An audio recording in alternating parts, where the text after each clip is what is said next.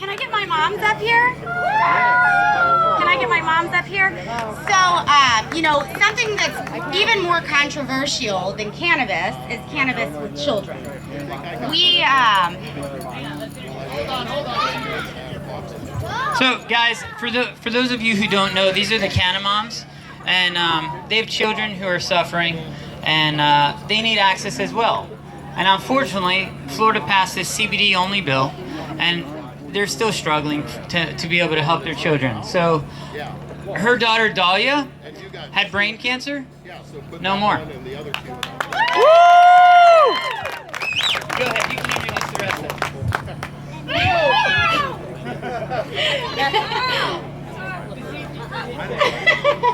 All right.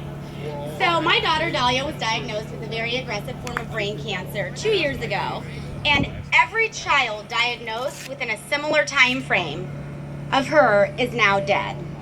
The only difference between Dahlia and any other protocol is cannabis.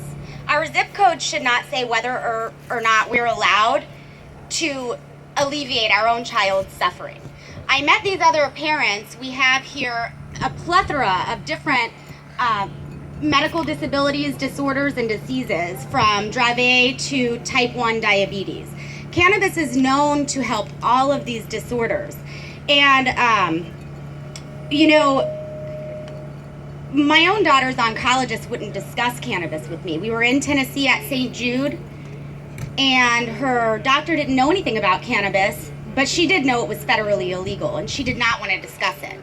After 6 months of Dahlia being on cannabis, her doctor left St. Jude to go run the research, all of the research in Georgia, and she emailed me and said, when I saw what that plant did for Dahlia, as a doctor, knowing that all of our medicines come from plants, I could not look the other way.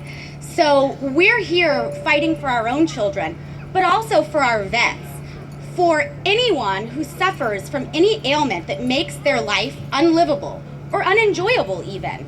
You know, cannabis should be available. And we really believe that these disorders and diseases do not discriminate.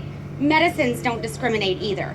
Whether it be from age or diagnosis, this medicine should be available to anyone who wants to utilize it. And we will fight until we see that happen across the 50 United States. Yeah! Woo!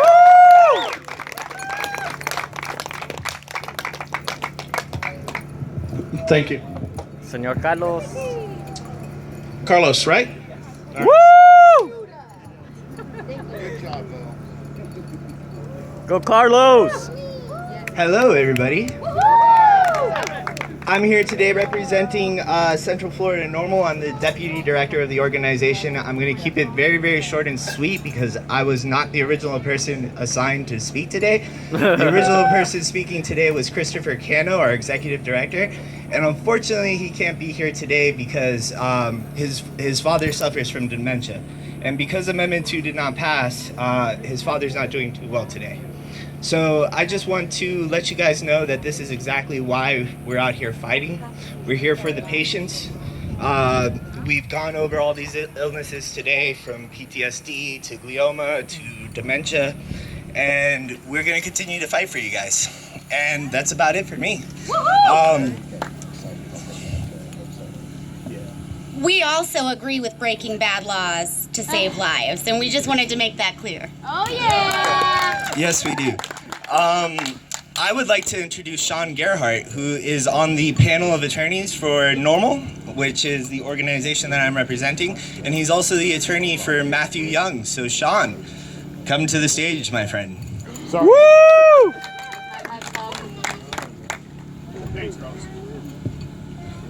Hey everybody, my name's Sean Gerhardt. I'm an attorney over in Pinellas County. I'm on the panel for Normal attorneys.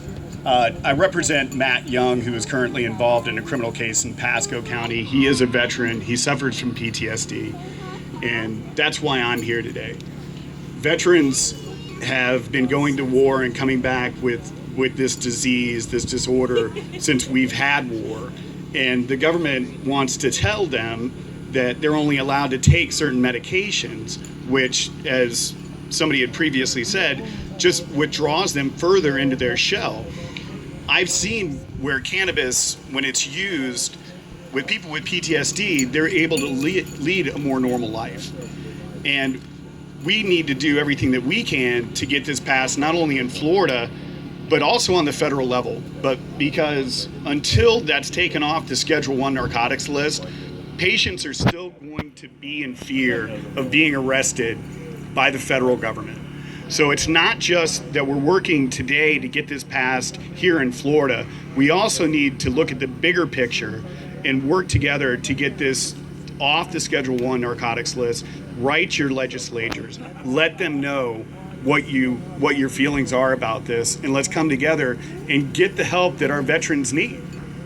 My own father was in Vietnam and was exposed to Agent Orange. He's 100% disabled and will not use any non-traditional form of medication because it's illegal. If this was legal, he would use it, and he would get some he would be relieved from some of his symptoms. So I just want to thank you guys for putting on this event. Matt is going to be here momentarily. I think he just pulled up. So again, I'm really happy to see the number of people that came out on such a hot day to bring awareness, not only to veterans suffering from PTSD, but medical marijuana in general. Thanks.